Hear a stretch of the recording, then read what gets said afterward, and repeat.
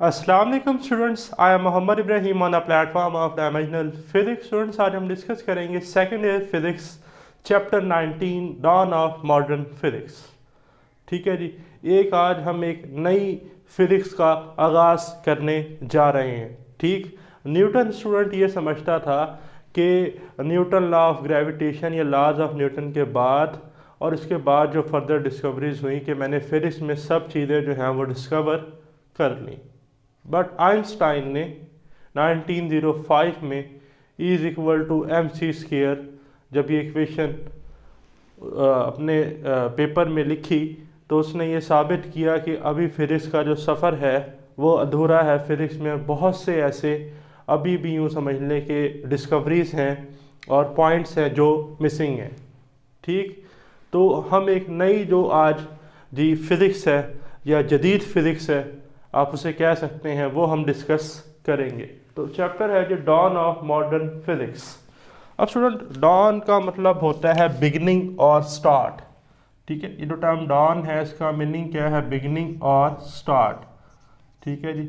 Start of modern, modern mean जदीद या आप कह सकते हैं न्यू फिज़िक्स। ठीक है।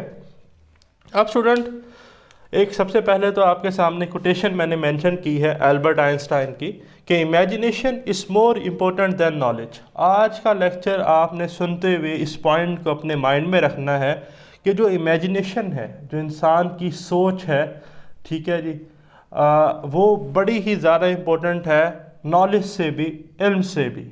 ठीक है, अगर आपको मखसूस इल्म जो है वो मिल रहा है, ठीक है, आप उसे पढ़ते भी हैं, उसे याद भी करते हैं, समझते भी हैं, तो आप एक लिमिटेड फ्रेम ऑफ रेफरेंस में हैं। आपका रेडियस जो है वो लिमिटेड है, आप उससे बाहर सोचते ही नहीं।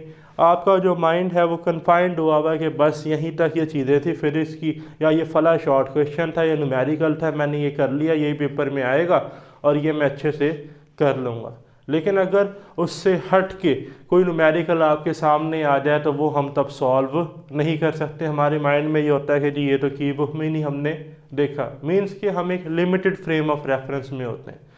ठीक, फ्रेम ऑफ रेफरेंस को भी डिटेल में डिस्कस करेंगे कि आप यूँ समझ लें कि फ़िलहाल एक दायरा जो आपके गिर्द है, आप उसके अंदर ही हैं, आप उससे बाहर नहीं सोचते। तो आइंस्टाइन की कोटेशन याद रखनी है जी, imagination is more important than knowledge. ठीक, और याद रखिएगा स्टूडेंट कि फिजिक्स की दो मेन ब्रांचेज हैं, क्लासिकल फिजिक्स और मॉडर्न फिजिक्स। अब स्टूडेंट वन बाय वन मैं दोनों को एक्सप्लेन करूंगा। तो देखें क्लासिकल फिजिक्स क्या है। ऐसी फिजिक्स जो बेस करती हो न्यूटोनियन फिजिक्स पे, यानी कि फिजिक्स ऑफ आइजैक न्यूटन। ठीक, बिफोर 1900, 1900 से पहले की जो फिजिक्स हैं या जो डिस्कवरीज हुई वो क्लासिकल फिजिक्स थी। ठीक, क्लासिकल फिजिक्स में स्टूडेंट हम डील करते हैं मैक्रो ऑब्जेक्ट्स के बारे में। लाइक कोई ट्रक है, ठीक है जी, कोई कार है, कोई बस है, इनके मैस तो बहुत ज़्यादा है, मैसिव ऑब्जेक्ट हैं। ठीक, but deals with micro speed. Micro speed mean very small speed. एक बाइक वाला है तो उसकी स्पीड कितनी होगी? 70, 80। ठीक, जबकि आपके पास एक कार है तो उसकी स्पीड लेट से कितनी है? 140 मीटर पर सेकेंड है। ठीक, इसका मतलब कि हम बड़ी ही छोटी जो स्पीड्स हैं वो डिस्कस करते हैं क्लासिकल फिजिक्स में। जबकि स्टूडेंट मॉडर्न फिजिक्स जो है ये बेस करती है जी आइंस्टाइन फिजिक्स पर, एल्बर्ट आइंस्टाइन की जो फिजिक्स है उस पर। ठीक, और मॉडर्न फिजिक्स के दो इम्पोर्टेंट हमारे पास, ठीक है जी, फर्दर जो है वो यूँ समझ लें कि टाइप्स हैं, पार्ट्स हैं। एक है थ्योरी ऑफ रिलेटिविटी, एक है क्वांटम मैकेनिक्स। अब इस चैप्टर में हम रिलेटिविटी के कंसेप्ट को डिटेल में डिस्कस करेंगे। क्वांटम मैकेनिक्स का फिर जल्द इंशाल्लाह आपको बीएस लेवल पे क्वांटम मैकेनिक्स जो है वो मिलेगा, फिलहाल वो आपके लेवल का भी नहीं है। ठीक, रिलेटिविटी को भी डिटेल में देखेंगे। अच्छा, नेक्स्ट है आफ्टर 1900, 1900 के बाद की जो फिजिक्स है वो किसकी है जी? मॉडर्न फिजिक्स है, आइंस्टाइन की फिजिक्स है। ठीक, डील्स विद माइक्रो पार्टिकल्स, बहुत ही ज़्यादा स्मॉल पार्टिकल्स, सब एटॉमिक पार्टिकल्स, इलेक्ट्रॉन, ठीक है, म्यून्स, क्वार्क्स, ठीक है ना। तो उन पार्टिकल्स की बात करें तो वो तो बहुत ज़्यादा टाइनी है, उनका तो मैस ही बहुत कम है। बट मास कम होने की वजह से उनकी स्पीड बहुत ज़्यादा, deals with macro speed, macro mean very very large speed. For example अगर एक इलेक्ट्रॉन है तो उसकी स्पीड कितनी है, 2 मल्टीप्लाई बाय 10⁻⁷ मीटर पर सेकेंड। और हमने पढ़ा कि स्पीड ऑफ लाइट जो है उसकी वैल्यू होती है 3 मल्टीप्लाई बाय 10⁸ और according to Albert Einstein speed of light, Albert Einstein ने अपने पास्टुलेट में लिखा कि स्पीड ऑफ लाइट एक यूनिवर्सल कांस्टेंट है, इससे ज़्यादा तेज़ रफ्तार से कोई और पार्टिकल मूव ही नहीं कर सकता। तो हम ये कंपेरेबल है स्पीड ऑफ लाइट, उतनी ज़्यादा तो नहीं है बट उसके कंपैरिजन में है, लेकिन इस कार की निस्बत ये बहुत बहुत ज़्यादा है। ठीक, नेक्स्ट वन है स्टूडेंट डिफरेंस में मेरे पास पॉइंट्स के in classical physics light treated as wave, light को हम क्या ट्रीट करते हैं, एज अ वेव। हम डिस्कस करते हैं रिफ्लेक्शन, रिफ्रैक्शन, डाइफ्रैक्शन, पोलराइजेशन। ठीक, नेक्स्ट है जी not explain quantum mechanical phenomena. जो क्लासिकल फिजिक्स है ये क्वांटम मैकेनिकल फेनोमिना को एक्सप्लेन नहीं करती, लाइक ब्लैक बॉडी रेडिएशन में फेल हो गई ये। ठीक है, इसने ब्लैक बॉडी रेडिएशन को एक्सप्लेन ही नहीं किया। Photo electric effect, Compton effect, annihilation of matter, pair production, उनकी कोई इंफॉर्मेशन प्रोवाइड नहीं करती। But student in case of modern physics light treated as wave as well as particle. ठीक है, हम ये पढ़ेंगे भी सही डी ब्रॉगले हाइपोथेसिस में कि de Broglie dual nature of light, कि light has wave nature as well as particle nature. और नेक्स्ट है student explain black body, photo electric effect and Compton effect in detail. तो modern physics हमें इन तमाम फेनोमिनास की डिटेल पिक्चर प्रोवाइड करती है। ठीक, तो अब जी बड़ा इंपॉर्टेंट पॉइंट आपके सामने, रिलेटिव मोशन। स्टूडेंट रिलेटिविटी क्या है? रिलेटिविटी सादा लफ्ज़ों में अगर आपको मैं कहूँ, ये कोटेशन लिख लें अपने बुक पर कि different opinion of different observers. ठीक है जी, डिफरेंट ऑब्जर्वर्स की डिफरेंट राय। अब इसका क्या मतलब है? आप सपोज करें कि स्टूडेंट एक पर्सन जो है वो बस में बैठा हुआ है, लेट्स से जी ये बस है, ठीक, और ये उसका ड्राइवर है, ये वो पर्सन है जो बस में है, O1 ऑब्जर्वर 1। ये इसके मुताबिक जो ड्राइवर है ये किस में है? रेस्ट में है। ठीक, और इस ड्राइवर के मुताबिक ये ऑब्जर्वर किस में है? रेस्ट में है। फॉर एग्जांपल अगर ये चाय पी रहा है तो चाय इसके हाथ में ऐसा नहीं है कि चाय उछल के सारी गिर गई, वो हाँ कुछ ऐसा हो सकता है कि फौरी ब्रेक सप्लाई हो या रास्ते में कोई प्लेन की जगह, स्मूथ सरफेस की जगह कोई और सरफेस आ जाए, बट आप ये मान लें कि ये यूनिफॉर्म स्पीड से मूव कर रहे हैं। ठीक, प्लेन रोड है। अच्छा, अब बाहर से एक ऑब्जर्वर खड़ा है जो ये देखता है कि जो बंदा है ये बस में बैठा हुआ चाय पी रहा है, और ये देखता है कि ये बस जो है ये तो मूव कर रही है, मोशन में है। तो कहता है कि अगर ये बस मोशन में है, ये जो बाहर स्टैटिक ऑब्जर्वर है O2 ऑब्जर्वर 2, तो ये कहता है अगर ये बस मोशन में है तो ये पैसेंजर भी किस में है? मोशन में है। लेकिन इस ऑब्जर्वर के मुताबिक तो ये रेस्ट में थे, लेकिन ये ऑब्जर्वर जब बाहर से इस ऑब्जर्वर को देखता है तो ये कहता है कि भाई जैसे अगर आप किसी फॉर एग्जांपल कार में जा रहे हैं, ठीक है, या बस में जा रहे हैं, आप बाहर देखते हैं तो रोड्स पे लगे हुए एरोस, ठीक है, या जितनी भी चीज़ें हैं सराउंडिंग की, वो आपको ऐसा लगता है कि जैसे मूव कर रही हूँ, जैसे चल रही हूँ। ठीक, जबकि वो रुकी हुई होती हैं। मोशन में तो हम होते हैं लेकिन हमें ऐसा लग रहा होता है वो सारी साथ साथ मूव कर रही हैं। तो इस ऑब्जर्वर को भी ऐसा लगा कि जैसे ये ऑब्जर्वर किस में है? मोशन में। अब इसके मुताबिक ये ऑब्जर्वर मोशन में है, इसके मुताबिक ये ऑब्जर्वर क्या है? मोशन में है। ठीक, जबकि इसके मुताबिक ये रेस्ट पे है और इसके मुताबिक ये रेस्ट पर है। तो भाई ये तो बड़ी हमारे पास एक इंटेगलमेंट हो गई, ठीक, स्पेस और टाइम की। तो इसे ही हम कहते हैं रिलेटिविटी।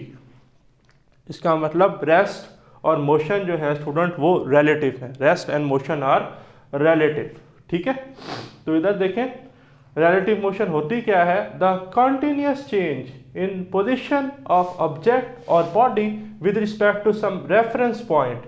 किसी भी ऑब्जेक्ट में या बॉडी में जो मुसलसल चेंज आ रही है with respect to some reference point या ओरिजिन, उसे हम क्या कहते हैं? Relative motion. देखें, motion and rest are relative. ठीक है जी, जैसा कि हमने इस एग्जांपल में देखा। एक और एग्जांपल, एक स्टूडेंट पर्सन है, ठीक है जी, जो एक मूविंग कार में है। उसके हाथ में एक बॉल है, वो बॉल को फेंकता है अपवर्ड और वो बॉल दोबारा कहाँ आ जाती है, उसके हाथ में। अब एक ऑब्जर्वर जो है वो बाहर खड़ा हुआ है रोड पर, वो ये देखता है कि जैसे वो बॉल फेंकता है, कार तो मोशन में है, जब कार मोशन में है तो वो देखता है बॉल बिल्कुल वर्टिकली जाते हुए वर्टिकली डाउनवर्ड नहीं आती, जबकि वो एक पैराबोलिक पाथ जो है वो बनाती है। तो जो ऑब्जर्वर कार में है, ऑब्जर्वर 1, उसके मुताबिक उसने बॉल फेंकी, बॉल उसके हाथ में ही आ रही है। बट जो ऑब्जर्वर 2 बाहर से बॉल को देख रहा है, वो ये देखता है कि बॉल इस तरह से जो है मोशन परफॉर्म करती है। ठीक है जी, यहाँ से जाएगी अपवर्ड, फिर पैराबोलिक पाथ बना करके आएगी डाउनवर्ड। ठीक है ना। तो अब दोनों केसेस में बॉल की क्या है, मोमेंट डिफरेंट है। यहाँ पर देखा जाए हो सकता है डिस्टेंस कम ट्रैवल किया है, यहाँ पर फासला ज़्यादा ट्रैवल किया है। अब होना तो ये चाहिए कि बॉल जब फासला कम तय करती है, डिस्टेंस की हमने इक्वेशन पढ़ी है ना न्यूटोनियन मैकेनिक्स में या न्यूटोनियन फिजिक्स में, कि S is equal to V T. ठीक, अगर हमारे पास जो एस ज़्यादा हो, ठीक है, हम मान लेते हैं यूनिफॉर्म स्पीड से मूव कर रही है, अगर अब स्पीड कांस्टेंट है, तो मतलब एस का टाइम के साथ डायरेक्ट रिलेशन है। अब यहाँ डिस्टेंस कम है तो इसे टाइम कम लगेगा, यहाँ पे डिस्टेंस ज़्यादा है तो टाइम ज़्यादा लगेगा। तो थ्योरी ऑफ रिलेटिविटी तो ये कहती है कि यहाँ पर टाइम डायलेट हो जाएगा। ठीक है ना, इस पॉइंट को हम आगे जाकर डिटेल में डिस्कस करेंगे। तो ये एग्जांपल है। सिमिलरली एक जो पर्सन है वो बॉल को अपवर्ड थ्रो करता है। ठीक, अब एक पर्सन जो है या ऑब्जर्वर है वो सेकंड फ्लोर पे फॉर एग्जांपल जी खड़ा हुआ है। ठीक, जो सेकंड फ्लोर पे है वो ये कहता है कि बॉल उसकी तरफ आ रही है। जो फर्स्ट फ्लोर पर था या आप यूँ समझ लें ग्राउंड लेवल पे था, वो ये कहता है कि बॉल उससे दूर जा रही है। तो इसी को हम क्या कहते हैं, रिलेटिविटी। ठीक है जी। नेक्स्ट है स्टूडेंट मेरे पास frame of reference. Frame of reference क्या है स्टूडेंट? स्टूडेंट आप सपोज करें कि जी आप अपने कॉलेज की लैब में हैं और आप सिंपल पेंडुलम का एक्सपेरिमेंट परफॉर्म कर रहे हैं। तो वो जो आपकी लैब है, ठीक है, वो जो आपका 3D कोऑर्डिनेट्स हैं जिसमें एक्स एक्सिस, लेट्स से ये एक्स एक्सिस, वाई एक्सिस और ये जेड एक्सिस, ठीक है जी, तो ये आपका क्या है, फ्रेम ऑफ रेफरेंस। ठीक है जी। फॉर एग्जांपल जी आप अपने घर में कोई एक्सपेरिमेंट परफॉर्म कर रहे हैं, ठीक है, आप E/m वैल्यू ऑफ इलेक्ट्रॉन जो है वो कैलकुलेट कर रहे हैं, आपके पास हेल्महोल्ट्ज़ कॉइल ऑपरेटर्स है, तो उस वक्त आपका रूम जो है वो आपका क्या है, फ्रेम ऑफ रेफरेंस है। Any coordinate system in which measurements are taken is called frame of reference. Coordinates x, y, z, ठीक है जी। Any coordinate system relative to which measurements are taken are called frame of reference. For example college lab, your room etcetera, जहाँ पे भी आप experiment जो है वो परफॉर्म कर रहे हैं। नेक्स्ट वन है जो डिफरेंस हमारे पास inertial frame of reference and non inertial frame of reference. अब इनर्शियल फ्रेम और नॉन इनर्शियल फ्रेम बड़े ही इंपॉर्टेंट है, क्योंकि स्टूडेंट ये आगे लीड करेंगे STR और GTR, general theory of relativity और स्पेशल थ्योरी ऑफ रिलेटिविटी। तो सबसे पहले है जी इनर्शियल फ्रेम ऑफ रेफरेंस। अच्छा, ये बड़े इंपॉर्टेंट से आपने सुनना है, इसमें काफ़ी सारे शॉर्ट क्वेश्चन और MCQ एग्जाम में पूछे जाते हैं। ठीक, तो इनर्शियल फ्रेम क्या है? The non accelerated frame of reference is called inertial frame of reference. Non accelerated mean कि एक्सेलरेशन जीरो हो। अब एक्सेलरेशन तब जीरो हो सकती है या तो बॉडी रेस्ट में हो या वो यूनिफॉर्म स्पीड से मूव करें। तो ये लिख लें कि एक्सेलरेशन जीरो कब होगा, जब बॉडी रेस्ट में हो या यूनिफॉर्मली मूव करे। Law of inertia valid in inertia, देखिए नाम से ही है ना इनर्शियल फ्रेम, तो लॉ ऑफ इनर्शिया जो है वो इसमें क्या है, वैलिड है। ठीक, एग्जाम्पल है जी कार एट रेस्ट, कार जो है रेस्ट में खड़ी हुई है, ये यूनिफॉर्म स्पीड में मूव कर रही है, तो हम कहेंगे इनर्शियल फ्रेम ऑफ रेफरेंस में है। या lab in which measurements are taken, हमारी कोई फिजिक्स की लैब है जहाँ पर हम मेजरमेंट्स जो हैं जी वो ले रहे हैं। ठीक, अब हमारी जो लैब है या ये इस वक्त बोर्ड है, ये आपको ऐसे ही लगा रहा होगा, ये रुका हुआ चलता हुआ तो दिखाई नहीं दे रहा, इट्स मीन कि एक्सेलरेशन जीरो है। ठीक, लेकिन अब एक पर्सन जो है वो मून से हमें ऑब्जर्व कर रहा है, बात गौर से सुननी है। वो कहेगा कि जी आपकी जो अर्थ है ये तो रिवॉल्व कर रही है अराउंड द सन और अपने एक्सिस पे भी रोटेट कर रही है, आप कैसे कह सकते हैं आपकी लैब जो है वो रुकी हुई है? तो भाई तब आपके पास, अगर मैं कहूँ ना स्ट्रिक्टली स्पीकिंग, मेरे वर्ड्स पे गौर करना है, स्ट्रिक्टली स्पीकिंग, स्ट्रिक्टली जो हमारी लैब है या अर्थ है वो फिर नॉन इनर्शियल फ्रेम है, यानी कि एक्सेलरेटेड फ्रेम है स्ट्रिक्टली। ठीक हो गया। तो बॉडी एट रेस्ट और मूविंग विद कॉन्स्टेंट वेलोसिटी जैसा कि हमने डिस्कस किया। नेक्स्ट है जी non inertial frame. Non inertial frame student क्या होता है? Accelerated frame. Accelerated frame mean के एक्सेलरेशन अब जीरो नहीं है। एक्सेलरेशन कब जीरो नहीं होती? When body moving with variable velocity. ये पॉइंट याद रखना है। Laws of inertia are not valid in non inertial frame. Non inertial frame में लॉज ऑफ इनर्शिया जो है ये नहीं लगती। ठीक है जी। अब इसमें एग्जांपल मैंने किसकी लिखी है? रोटेटिंग अर्थ, लेकिन मैंने नीचे लिखा है स्ट्रिक्टली स्पीकिंग। ठीक है। तो ये था जी हमारे पास डिफरेंस इनर्शियल फ्रेम और नॉन इनर्शियल फ्रेम। अब इनर्शियल फ्रेम आगे लीड करता है एसटीआर को, स्पेशल थ्योरी ऑफ रिलेटिविटी को, जबकि हमारा नॉन इनर्शियल फ्रेम जो है ये लीड करता है GTR, general theory of relativity को। तो अब हम उसको डिस्कस करते हैं। तो स्टूडेंट्स अब हम डिस्कस करेंगे थ्योरी ऑफ रिलेटिविटी को। स्टूडेंट्स याद रखिएगा थ्योरी ऑफ रिलेटिविटी जो है इसकी हमारे पास दो पोर्शन है, दो पार्ट्स हैं। एक है जी GTR, general theory of relativity 1916, और सेकंड है जी स्पेशल थ्योरी ऑफ रिलेटिविटी 1905। अभी जो स्पेशल थ्योरी ऑफ रिलेटिविटी है स्टूडेंट, ये बेस्ड करती है जी हमारे पास इनर्शियल फ्रेम ऑफ रेफरेंस पर, मीन के non accelerated frame of reference. जबकि जो जनरल थ्योरी ऑफ रिलेटिविटी है स्टूडेंट, ये बेस करती है एक्सेलरेटेड फ्रेम ऑफ रेफरेंस या non inertial frame of reference पर। ठीक। तो सबसे पहले आपके लिए मैंने एक एनिमेशन जो है वो चूज़ की है, हम उससे देखेंगे, उससे थ्योरी ऑफ रिलेटिविटी, ठीक है जी, एसटीआर जीटीआर को अच्छे से समझते हैं। देन स्टूडेंट हम जो है वो फर्दर प्रोसीड करेंगे हमारी सेकेंड ईयर फिजिक्स के मुताबिक जो हमने इक्वेशंस डिस्कस करनी है। ठीक। तो सबसे पहले है जी आपके सामने इन 1905 Albert Einstein proposed the special theory of relativity. It based on two ideas. Student यहाँ पर ideas लिखा है, इसलिए मैंने शुरू में आपको कोटेशन लिखवाई थी, imagination is more important than knowledge। तो आइंस्टाइन का जो मकसद था, ठीक है, जो इसकी थ्योरी थी, ये हाइपोथेटिकल आइडियाज़ और इमेजिनेशन पर बेस करती थी। ठीक। तो इसके आइडियाज़ क्या थे वो डिस्कस करते हैं। फर्स्ट था student, light always travel through a vacuum at a fixed and constant speed. The speed of light is constant and independent of motion of emitting body. Student इसे आइंस्टाइन का second postulate भी कहते हैं कि speed of light जो है वो universal constant है। ठीक है जी। उसकी वैल्यू जो है वो हमेशा कांस्टेंट रहती है, 3 × 10⁸ मीटर पर सेकेंड। अब स्टूडेंट आप इस एनिमेशन में देख रहे हैं कि spaceship A and B are about to collide. एक स्पेसशिप ए है, एक बी है। ए की स्पीड है 1000 किलोमीटर पर आवर, बी की स्पीड भी कितनी है 1000 किलोमीटर पर आवर। ए जो है वो हॉरिजेंटल है, बी जो है ये वर्टिकल आ रही है। यहाँ पर लेट से जी ये आप हैं या कोई ऑब्जर्वर है। ठीक। अब होगा क्या, जैसे ही स्पेसशिप एक दूसरे के नज़दीक आएंगी तो ये कोलाइड करेंगी, कोलिजन होगी। ठीक है। तो at what speed will light travel from spaceship B to observer. ठीक है।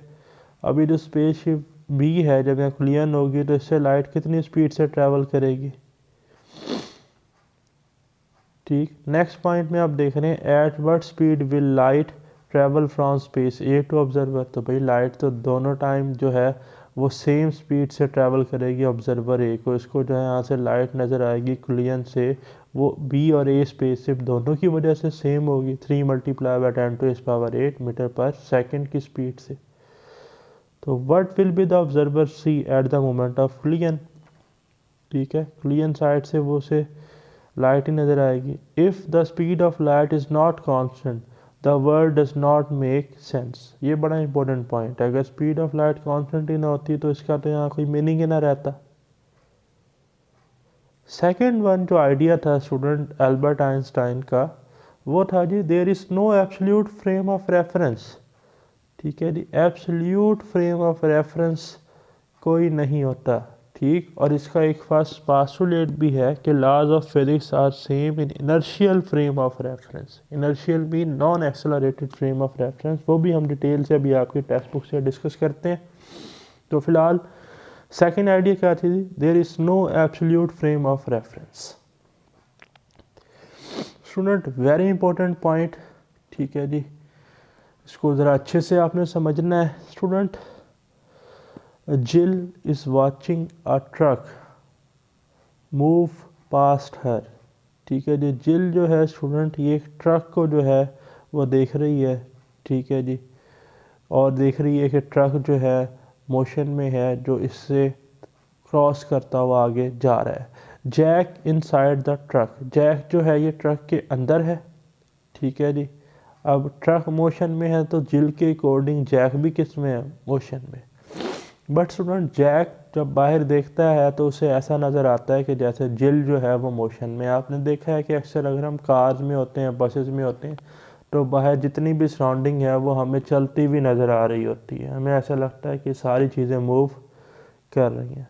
तो अकॉर्डिंग टू जैक जो जिल है ये मोशन में है, बट जैक जो है वो स्टेशनरी बस में खड़ा हुआ है, तो ये किस स्टेट में है, रेस्ट में। इसे ही हम कहते हैं रिलेटिव मोशन। तो देखें, Jack inside the truck relative to truck Jill is moving. अगर ट्रक को फ्रेम ऑफ रेफरेंस कंसीडर करें तो जैक कहेगा कि जिल जो है ये मूव कर रही है, जबकि student relative to truck Jack is stationary. Truck के अकॉर्डिंग जैक जो है ये क्या है, स्टेशनरी स्टेट में है। ठीक है, नेक्स्ट है student, from Jack point of view photons travel vertically from a light in the ceiling to floor. जो लाइट रेज आ रही हैं स्टूडेंट, फोटॉन्स आ रहे हैं, ठीक है जी, सीलिंग टू फ्लोर, वो जैक के अकॉर्डिंग क्या है, एक हमारे पास vertical straight line. But student मज़े की बात, from Jill point of view photons travel on a oblique path from a light in ceiling to floor. Reason क्या है भाई, अब जिल को तो ये लग रहा है कि ट्रक मोशन में है, ट्रक मोशन में है, तो फोटॉन जो है वो स्ट्रेट ट्रैवल नहीं कर रहे। वो तो एक, जैसे अगर फॉर एग्जांपल एक हमारे पास ट्रायंगल होता है जिसमें बेस परपेंडिकुलर होता है, तो मान लें ये उसका हाई हाइपोटेन्यूज है, तो ये तो हाई हाइपोटेन्यूज की तरह क्या कर रहे हैं, ऑब्लिक आ रही है लाइट। ठीक है स्टूडेंट, अब ये दोनों आपके सामने आ गए हैं, ये जैक पॉइंट ऑफ व्यू है, ये जिल पॉइंट ऑफ व्यू है। तो ज़रा देखें, speed of light is constant for both frame of reference. अब स्पीड ऑफ लाइट तो हमने अभी क्लियर में भी देखा कि क्या था जी, कांस्टेंट है, जिसकी वैल्यू हमें पता है 3 मल्टीप्लाई बाय 10⁸ मीटर पर सेकेंड है। As we know that S is equal to V T, distance की इक्वेशन है जी हमारे पास, speed multiply by time. So if v is equal to c, यहाँ पर स्पीड किसके बराबर है, स्पीड ऑफ लाइट के, then we have s is equal to ct, means that distance is directly proportional to time. Student बड़ा important point, इस equation के मुताबिक अगर स्पीड ऑफ लाइट कांस्टेंट है तो डिस्टेंस का टाइम के साथ डायरेक्ट रिलेशन है। टाइम ज़्यादा होगा डिस्टेंस ज़्यादा होगा, या डिस्टेंस कम होगा टाइम कम होगा। अब स्टूडेंट जैक के लिए डिस्टेंस कम है तो जैक के लिए टाइम कम है, बट जिल के लिए डिस्टेंस ज़्यादा है तो जिल के लिए डिस्टेंस ज़्यादा होने की वजह से जिल का टाइम भी ज़्यादा है। तो अगर इन दोनों के पास लाइट क्लॉक हो, सपोज करें जैक के पास भी और जिल के पास भी, तो जैक का जो है वो डिस्टेंस क्या है, कम, टाइम कम है, तो जैक के लिए टाइम जो है वो स्लो क्या है जी, पास होगा। जबकि जिल के लिए डिस्टेंस ज़्यादा है तो टाइम भी क्या होगा, ज़्यादा, और टाइम ज़्यादा जल्दी गुजरेगा। ठीक है, इसे ही हम कहते हैं टाइम डायलेशन। तो according to Jill distance is large and time is longer, but according to Jack distance is small and time is small, that leads to the time dilation. अब ये आपको मैंने ट्रक के थ्रू समझाया, तो truck में तो ये चीज़ें स्टूडेंट पॉसिबल ही नहीं है, क्योंकि हमने अभी डिस्कस किया वो तो काफ़ी माइक्रो स्पीड से मूव करते हैं। ठीक है, हमें तो मैक्रो स्पीड चाहिए काफ़ी लार्ज, तो मान ले कि भाई ये अब एक स्पेसशिप में है, ठीक, तो स्पेसशिप में ये ऐसी थ्योरी ऑफ रिलेटिविटी जो है ये अप्लाई होती है। तो ये आपको समझाने के लिए जो है ये कंसेप्ट बनाया गया है। नेक्स्ट है जी consequence of special theory of relativity. First है the effect of speed. Student, a person on earth observe a rocket travel at half of the speed of light, 0.5 c, from earth to Alpha Centauri, 4.4 light years away. To the observer on earth, the journey takes 8.8 years as expected, but for passenger in the rocket, it takes 7.6 years. To an observer on earth, time on moving object appears to flow more slowly. ठीक है, और इसे ही हम कहते हैं time dilation. Further इनकी जो equation है वो हम आपकी बुक से अभी डिस्कस भी करेंगे। ठीक, फिलहाल आपने इस एनिमेशन को अच्छे से समझना है।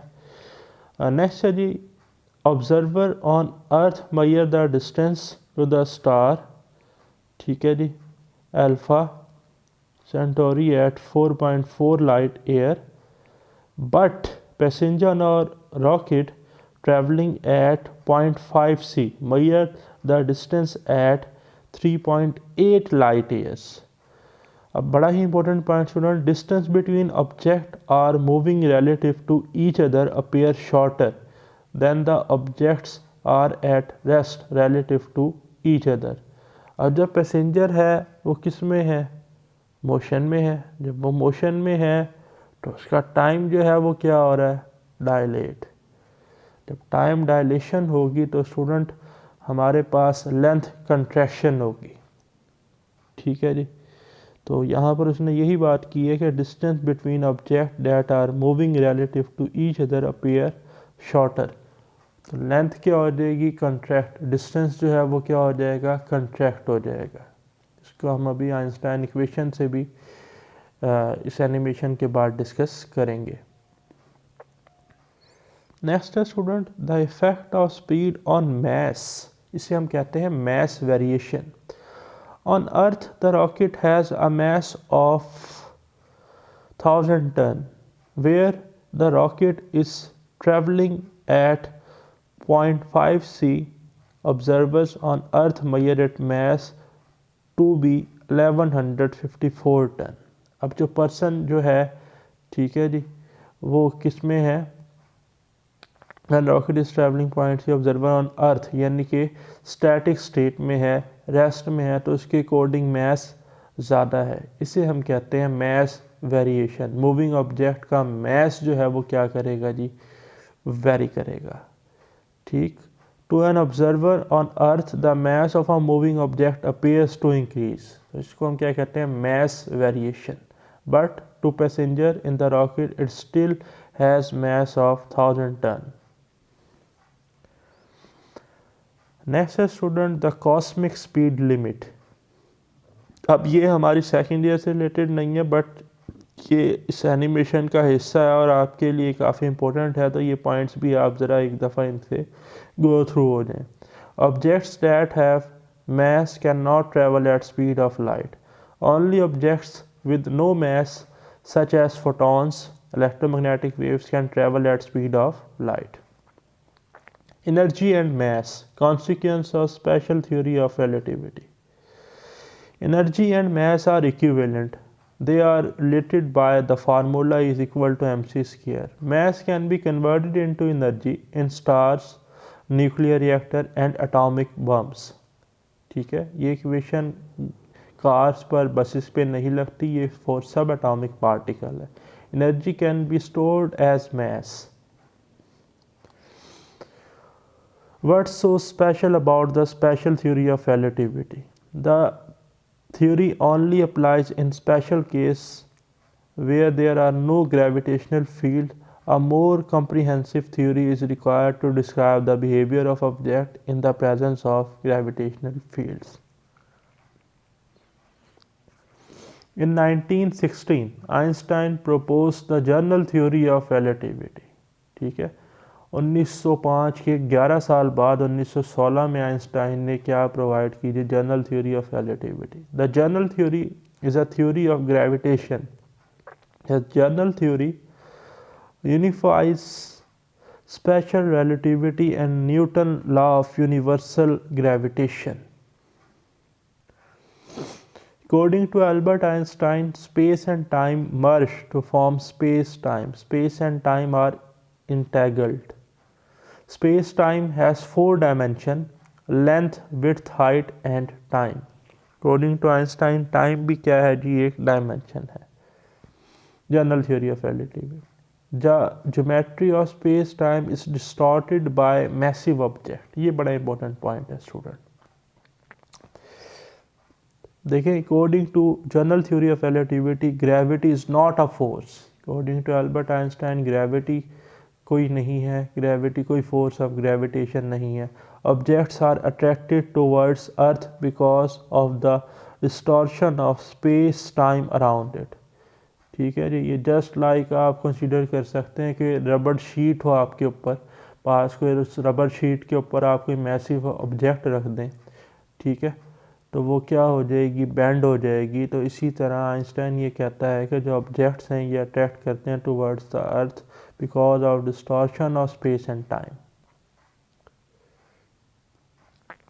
The effect of gravity on light. Photons have no mass, so light should do not be affected by gravity. ठीक है। However, massive object distort space-time causing light to bend towards them. अब ये आप डायग्राम जो है वो देख रहे हैं। Next student, the effect of gravity on light. A, B, C and D are image of the same distinct quasar. Multiple images are produced when a massive object in the foreground distorts space-time. This effect is called gravitational lensing. ठीक है। अब ये हमारे course content से बाहर है तो इसलिए मैं ज़रा इसको जल्दी से गो थ्रू कर रहा हूँ। When gravity becomes so strong, light cannot escape. A black hole is said to be exist. The effect of gravity on time. To an external observer, time appears to run slow. ये अब जो results हम discuss कर रहे हैं ना, ये बड़े इंपॉर्टेंट है। To an external observer, time appears to run slower in stronger gravitational field. Clocks on Earth run slower than those on orbiting satellite. This effect is critical to the accuracy of GPS, Global Positioning System. Gravitational waves are disturbance of space-time caused by accelerating object. Source of gravitational waves including binary star system composed of white dwarfs, neutron stars and black holes. Scientists at UWA and the Australian International Gravitational Observatory are trying to detect gravitational waves. So who is right, Newton or Einstein? Newton's laws still explain most everyday observation about motion and gravity. Objects travel at constant velocity unless unbalanced force act on them. Action have equal and opposite reaction. Gravity makes object fall towards the center of earth. ये सारे क्या हैं? ये Newton's के points हैं। Relativity extend our understanding of both motion and gravity. Newton's laws are still used to explain motion at speeds normally seen on Earth. At normal speed, relativistic change in mass, length and time are insignificant. It's only when objects approach to speed of light that relativistic effects become significant. Gravity is a weak gravitational field. Prediction based on Newton's laws are consistent with those of general relativity. In strong gravitational field, relativity explains many phenomena unknown in Newtonian life or Newtonian physics. So where does this leave us? The special theory of relativity describes the effects of relative motion and time, mass and length, and the equivalence of energy and mass. The general theory of relativity describes the effects of gravity on light and space-time. Both Newton's law of universal gravitation and Einstein's relative theory are currently used to explain how the universe works. तो ये थी जी हमारी animation. अब हम discuss करते हैं आपके जो सेकेंड ईयर फिज़िक्स है उसके कोर्स कंटेंट के अकॉर्डिंग जो हमारी टेक्स्ट बुक में मेंशन है जी। तो स्टूडेंट्स अब है आपके सामने डिस्प्ले पर थ्योरी ऑफ रिलेटिविटी हमारी टेक्स्ट बुक के according. The theory of relativity is concerned with the way in which the observer who are in state of relative motion describe physical phenomena. There are two parts of relativity, GTR और STR। Student अब आप अच्छे से जानते हैं कि general theory of relativity क्या है, स्पेशल थ्योरी ऑफ रिलेटिविटी क्या है, तो मैं इसको इतना डिटेल में एक्सप्लेन नहीं करूँगा, आप इसको यहाँ से रीड कर लेंगे थ्योरेटिकल पोर्शन को। ठीक, तो हमारा मेन फोकस था स्पेशल थ्योरी ऑफ रिलेटिविटी पर। The student the special theory of relativity deals with the inertial frame, mean non-accelerated frame. It has two postulates. The laws of physics are the same in the inertial frame of reference. Non-accelerated frames के लिए physics की तमाम laws same रहेंगी। Second, the speed of light in free space has the same value in all inertial frame of reference. Mean कि speed of light जो है ये हमारे पास universal constant है, तमाम observers के लिए इसकी value जो है वो same रहेगी। ओके तो ये आप रीड कर लेंगे सारा, हमने एनिमेशन से भी डिस्कस किया। हाँ, जो हमने पॉइंट डिस्कस करना है वेरी इंपॉर्टेंट वो ये रिजल्ट्स हैं, results of special theory of relativity. Student following results are conclude from the special theory of relativity as we discussed them here without going the mathematical derivation. तो student सबसे पहला है time dilation. According to special theory of relativity time is not absolute quantity, it depends upon the motion of frame of reference। जैसा कि हमने animation में detail में discuss किया कि टाइम डायलेशन थी। ठीक, प्रॉपर टाइम क्या होता है student? Suppose an observer is stationary in an inertial frame, mean on non-accelerated frame. He measures the time interval t naught between the events in this frame. This is known as proper time। the proper time को याद रखिएगा t naught से represent करते हैं। Next is relativistic time. If the observer is moving with respect to frame of events with velocity v or the frame of events moving with respect to observer with uniform velocity, the time measured by the observer would not be t naught such that t is equal to t naught over under root 1 minus v square over c square, as the quantity under root 1 minus v square over c square is less than 1। अगर ये factor जो है ये क्या हो जी less than 1 हो, सो t is greater than t naught। Time has dilated or stretched due to relative motion of observer and the frame of reference of events। अब ये स्टूडेंट आपको पॉइंट अच्छे से समझ आ गया होगा, आपने एनिमेशन देखी। एप्लीकेशंस क्या है जी? The amazing result applies to all timing process, for example physical, chemical, biological process, even the aging process of human body is slowed by motion at high speed। Second जो result है जी STR का वो है length contraction. If you are in motion relative to two points that are a fixed distance apart, the distance between two points appears to be shorter। ठीक है, distance जो है स्टूडेंट वो क्या अपेयर होगा? शॉर्टर। तो student length contraction happens only along the direction of motion। No such contraction would be observed perpendicular to direction of motion।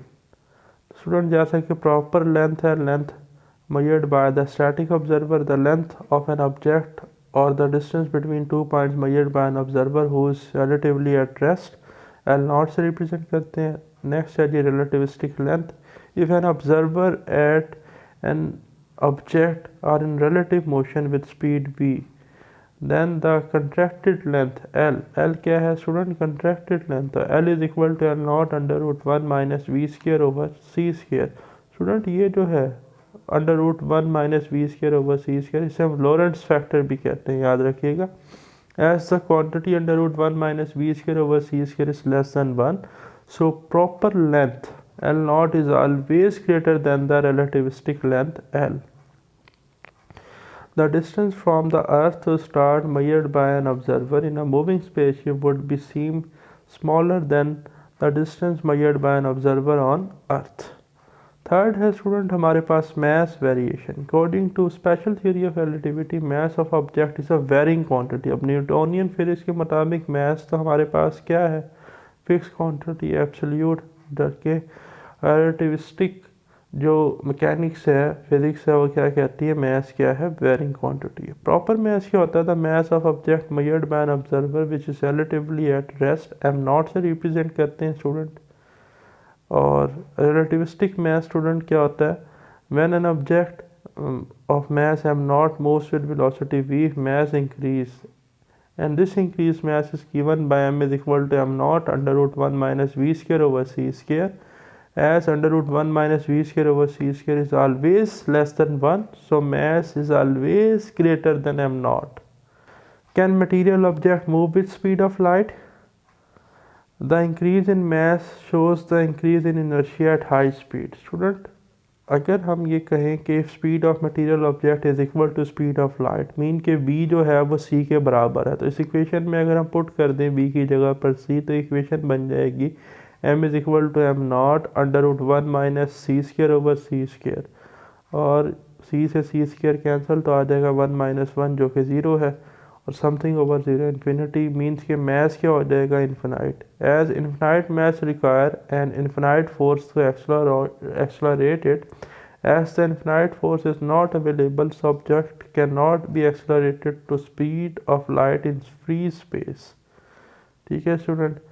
अच्छा, why relativistic effect are not prominent in everyday life, तो ये आप read कर लेंगे, सारा मैंने आपको lecture के स्टार्ट में बताया।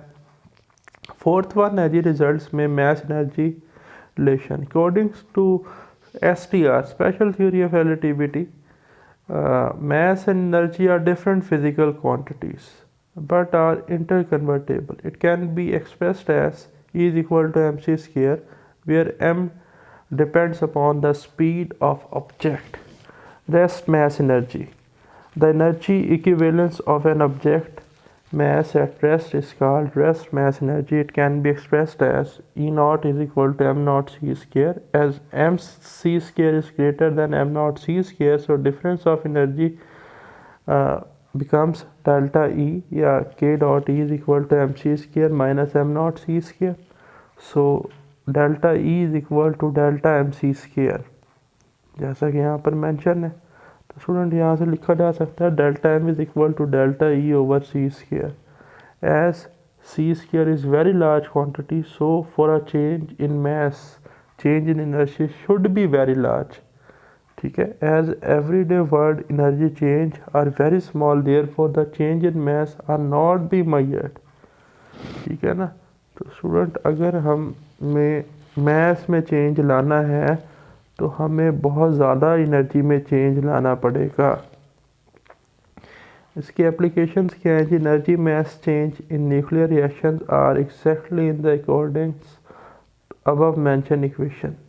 ठीक है, तो जो हमारी न्यूक्लियर एंड पार्टिकल फिजिक्स है उसमें ये एप्लीकेबल है। नेक्स्ट है जी छोटा सा point, naive star navigation system. Student, the result of special theory of relativity are used in everyday life by modern system of navigation satellite called NavStar. ठीक है जी, NavStar का मीनिंग क्या है, navigation satellite. The location and speed on Earth can now be determined to an accuracy about 2 centimeter per second. But if relativity effects are not taken to account, the speed could not be determined any closer to about 20 centimeter per second. The location of aircraft after an hour flight can be predicted about 50 meter as compared to 760 meter determined without use of relativistic effect. ठीक है जी, तो ये importance है कि अगर हमारे पास जो है रिलेटिविस्टिक इफ़ेक्ट होंगे तो हम 50 मीटर तक जो है वो प्रिडिक्ट कर सकते हैं। ठीक है जी।